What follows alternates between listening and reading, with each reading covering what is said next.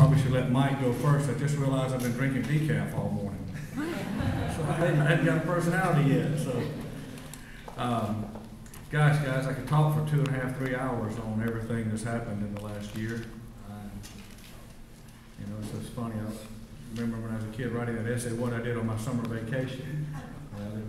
It was an interesting experience, but you know, it was a great experience in the worst of times, if that makes sense, and dealing with people and how the community has come together and taken care of each other. So we're stronger for it, and we're going to do great in spite of BP and Ken Feinberg. And everybody in the country knows where Orange Beach Gulf Shores is now. So we're only going to get better.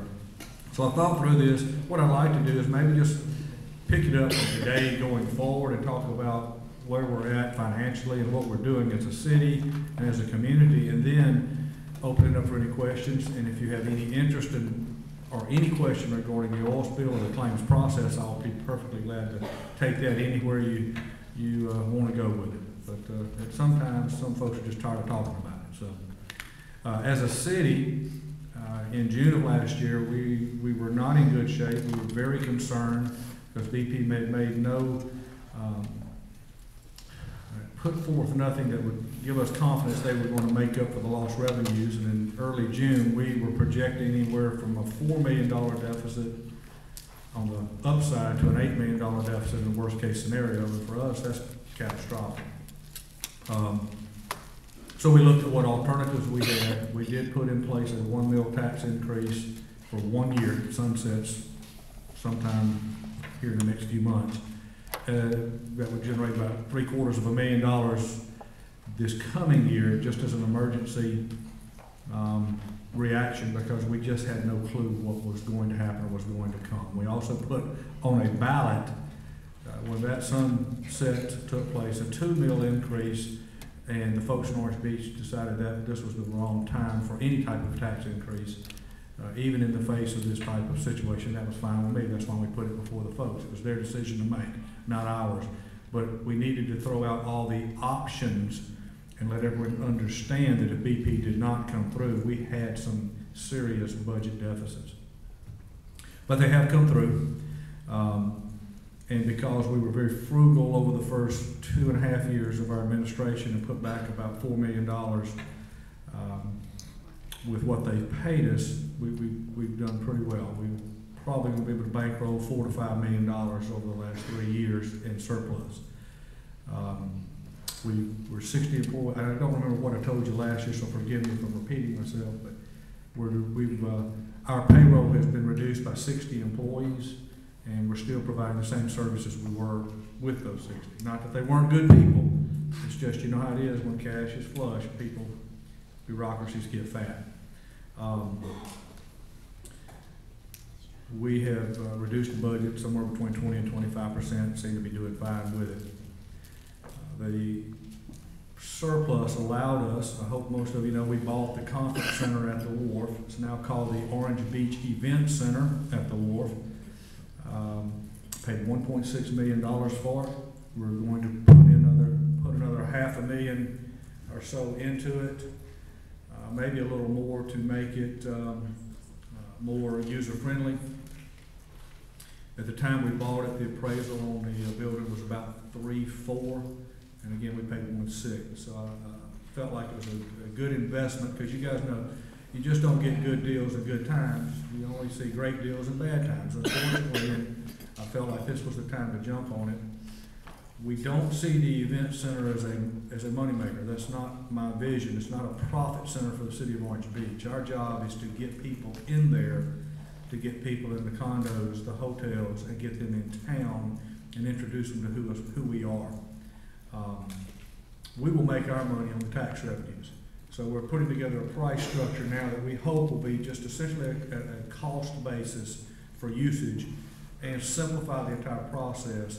And after yesterday's meeting, essentially every management company on the island was represented there. They were very excited, and I think it's going to be a huge asset. It's going to be a huge asset for the wharf, because the wharf has got to survive. It cannot fail for all of our sakes, just like the Brent Robinson building has to be finished. It cannot fail. We cannot have a 2 million square foot concrete building sitting on the beach, that's not an air of prosperity. And City of Orange Beach, and I think Robert Kraft from the City of Gulf Shores feels the same way. It's all about presenting an air of prosperity, and we will do that one way or the other. So the conference center or event center, I believe, will be a big help for the wharf. Beach renourishment, we're still battling with that. The oil spill has put us behind. We have a deadline of March 1st next year, I think it is, to meet FEMA requirements that are necessary to keep our beach insured. We're arguing and dealing with BP and the government on how do we deal with this renourishment project with the tar mats that are still present in the surf zone. Cannot get an answer. It's been almost a year now, we cannot get an answer. But we're going to get there. City of Orange Beach did a bond refinancing that puts back about $2 million a year. We're going to put that into a waterway, for lack of a better word, fund. Essentially what we're doing is we're trying to create a fund to prepare for a complete total beach renourishment in the City of Orange Beach, which we will have to do in a few years. We have some places right now we have to do it as soon as we possibly can. The one good thing about this event is that it's created a better working relationship with myself and Robert and our congressmen, our senators, and our state representatives. And City of Orange Beach has got to have some help on beach renourishment going forward. We can't carry that load and don't intend to pay to renourish that beach on a regular basis. The state of Alabama is going to have to help us, and maybe, and I think the county should jump in there with us as well. But we are preparing if that doesn't happen.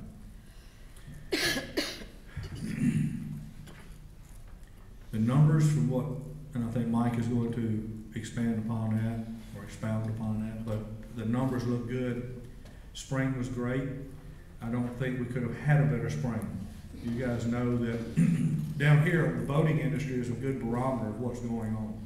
People are selling boats. People are using their boats. So that's a good thing. Excuse me. March was a very sunny, dry month. That was as good as it gets. People got out earlier, got excited about the warm weather, and I think it started them spending money sooner. Easter was late this year. That was great. Extended the spring break and that Easter holiday into the middle of April. So the combination of those two things really created the perfect spring in the perfect time of need. The snowbird season was strong. Looking at our revenues, snowbird season was about the equivalent of last year. We were very concerned how they would react, or would they, because of health concerns, wait a year before they came back, or 2 years, or never come back. So we were excited that that was very close to normal. Again, our spring break has been very, it's almost equal to 2010, and first quarter 2010 was up, depending on which indicator, anywhere from 7 to 15% over 2009. So that's exciting, it's great, and I think Mike will be able to expand upon the numbers for the summer better than I can, but I just don't see any reason we shouldn't have a fantastic summer, barring weather, some unforeseen catastrophe, or a swarm of locusts. So, you know, I don't, hopefully we've experienced everything we can experience. People there seems to be a huge pent-up demand to come to the beach, a huge pent-up demand to fish, to get in the water, and that's exciting.